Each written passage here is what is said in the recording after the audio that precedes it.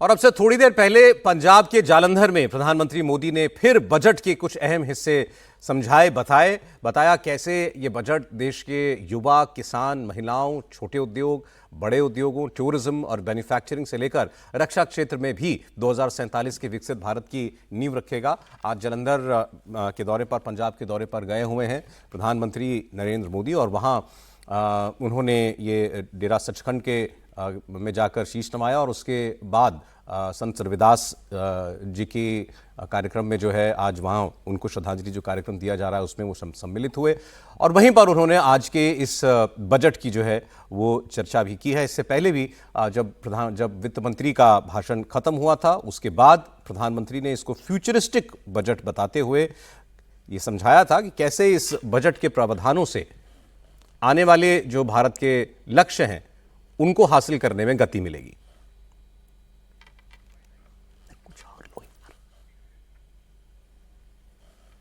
ये बजट शहरों से लेकर गांव तक देश के अर्थतंत्र को मजबूत करेगा, नया इंफ्रास्ट्रक्चर डेवलप करेगा।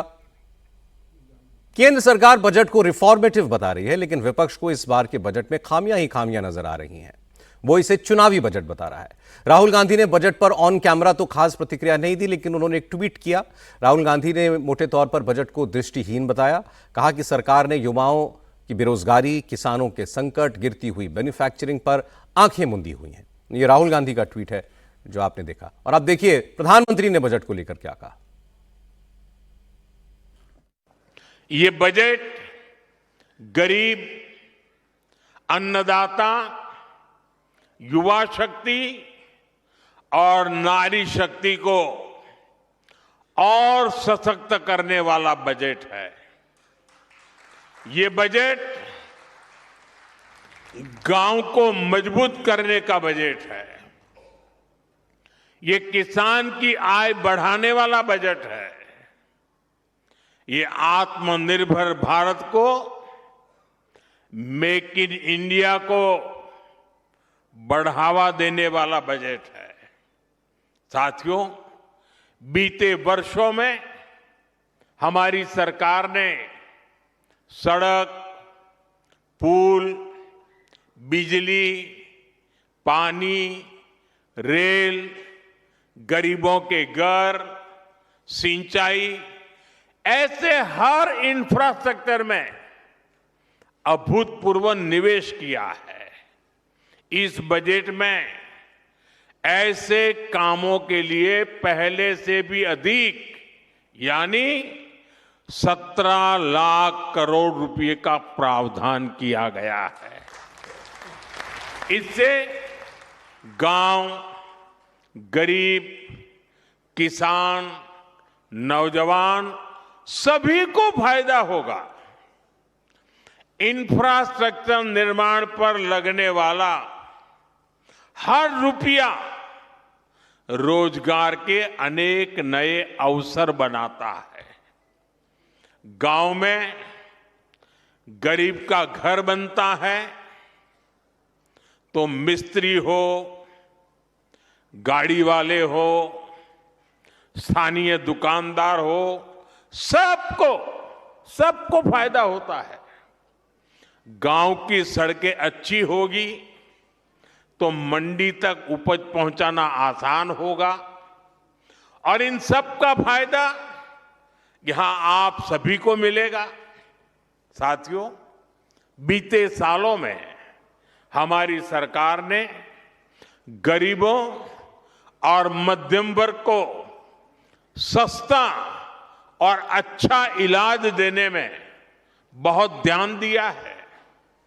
पिछले 11 सालों में बहुत सारी दवाएं सस्ती की गई है।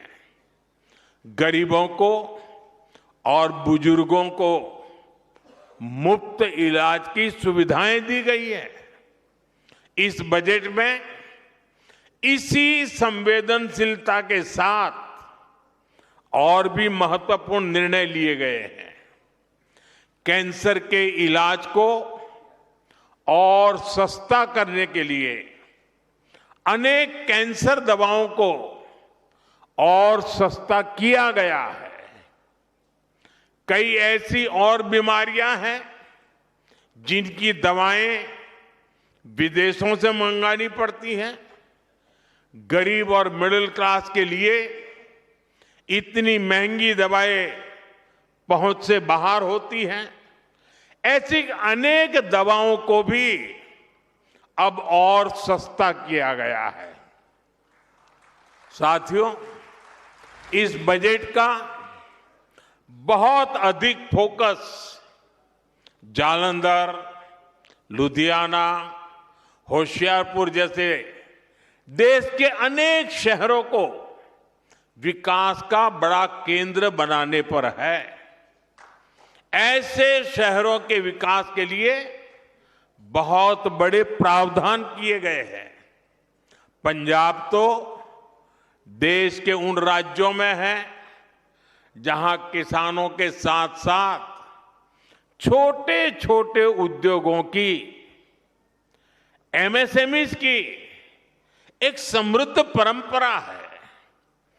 देश के एमएसएमईज को बीते वर्षों में लाखों करोड़ की मदद दी गई है।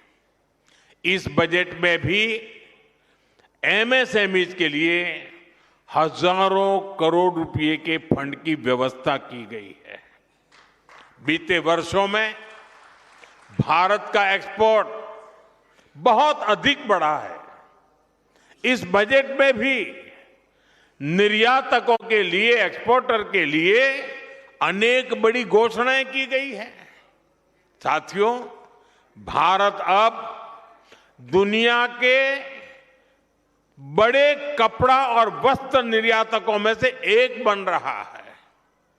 इसलिए इस बजट में टेक्सटाइल सेक्टर के लिए, हमारे बुनकर भाई बहनों के लिए भी अनेक घोषणाएं हुई है।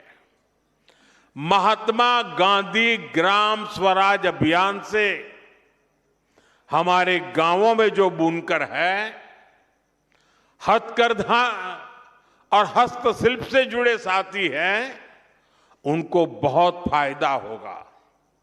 कपड़ा क्षेत्र में ज्यादा से ज्यादा रोजगार बने, इसके लिए प्रोत्साहन का भी प्रावधान किया गया है। देश में और भी कई मेगा टेक्सटाइल पार्क बनाए जाएंगे। इससे कपास किसानों से लेकर श्रमिकों तक हर किसी को फायदा होगा। साथियों, बजट का एक और फोकस एरिया खेल है, स्पोर्ट्स है, और पंजाब तो इसमें बहुत आगे है। इस बजट में खेलो इंडिया मिशन की घोषणा की गई है। इसके तहत आधुनिक इंफ्रास्ट्रक्चर तो बनेगा ही, साथ ही जो कोच हैं, सपोर्ट स्टाफ है, स्पोर्ट्स साइंस है, इससे जुड़े प्रोफेशनल्स भी तैयार किए जाएंगे।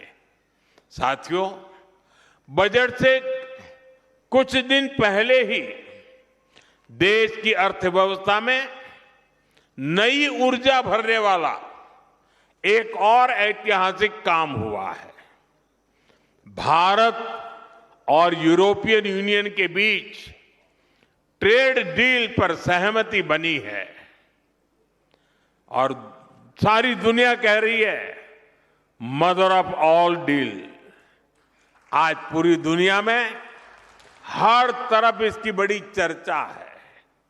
इस ट्रेड डील के बाद यूरोप के 27 देशों के साथ हमारा व्यापार खूब फलेगा फूलेगा। अब हमें वहां सामान भेजने के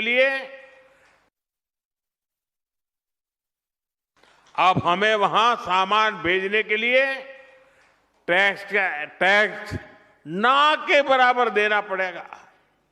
हमारे पंजाब की पहचान तो यहां के मेहनती लोगों से है, यहां के किसानों से है।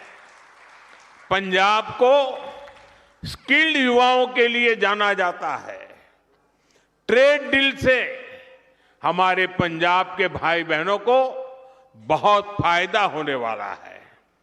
यहां जालंधर, लुधियाना और अमृतसर में कपड़ा उद्योग से लाखों लोग जुड़े हैं।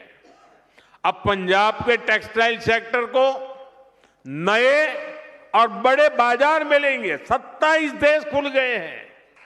यहां जो कपड़े तैयार होंगे वो यूरोप के बड़े बड़े बाजार में बिकने के लिए जाएंगे और उन पर टैक्स भी न के बराबर होगा। इसका मतलब है पंजाब की फैक्ट्रियों में ऑर्डर बढ़ेंगे, फैक्ट्रियों में काम बढ़ेगा। इससे डिजाइन, प्रोडक्शन जैसे दूसरे फील्ड में भी रोजगार बढ़ेंगे। साथियों, हमारा ये जालंधर स्पोर्ट्स से जुड़े सामानों के लिए, स्पोर्ट्स गुड्स के लिए विश्व प्रसिद्ध है। यूरोपियन यूनियन से हुई ट्रेड डील के बाद जालंधर और आसपास के इलाकों में स्पोर्ट्स के सामानों की मैन्युफैक्चरिंग बढ़ जाएगी। इसके साथ ब्रांडिंग, पैकेजिंग और लॉजिस्टिक में भी रोजगार बढ़ेगा। आज जो बजट प्रस्तुत हुआ है उससे भी जालंधर के स्पोर्ट्स गुड्स सेक्टर को बहुत मदद मिलेगी। साथियों, पंजाब खाद्यान्न के उत्पाद में भी आगे है। ट्रेड डील से हमारे प्रोसेस्ड फूड और आसानी से यूरोप के मार्केट तक पहुंचेंगे। इससे मोगा, फिरोजपुर, होशियारपुर और बठिंडा जैसे इलाकों में किसानों को बहुत फायदा मिलेगा। ये व्यापार समझौता पंजाब के युवाओं के लिए, किसानों के लिए बहुत बड़ा अवसर लेकर आया है और मुझे विश्वास है श्री गुरु रविदास जी के आशीर्वाद से आप सभी को इसका भरपूर लाभ मिलेगा।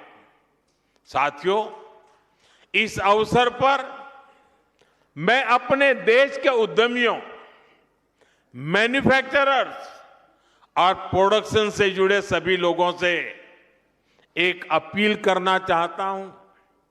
हमें अपने प्रोडक्ट की क्वालिटी पर बहुत जोर देना होगा। हमारे उत्पाद जहां भी जाएंगे उन पर भारत की छाप होगी। हमें अपने प्रोडक्ट्स को ऐसा बनाना होगा कि वो जिस मार्केट में जाए वहां के नागरिकों का दिल जीत लें। हमें ध्यान रखना होगा कि प्रोडक्शन क्वालिटी पर कोई समझौता ना हो। उसकी डिजाइनिंग, पैकेजिंग सबसे बेहतर हो।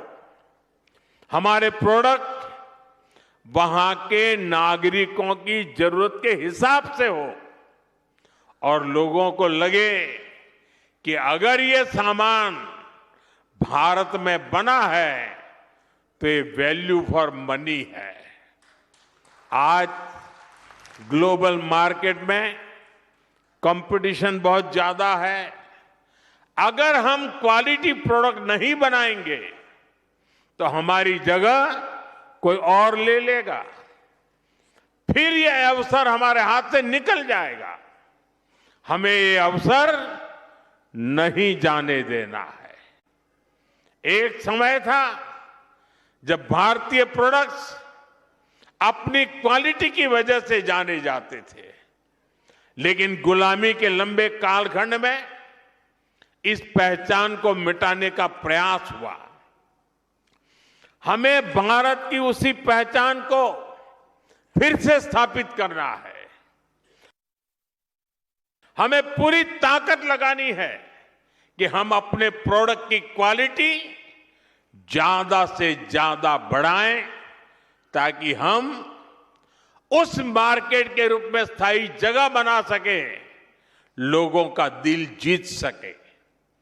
क्वालिटी ही भारत में बने प्रोडक्ट की सबसे बड़ी ब्रांडिंग होगी।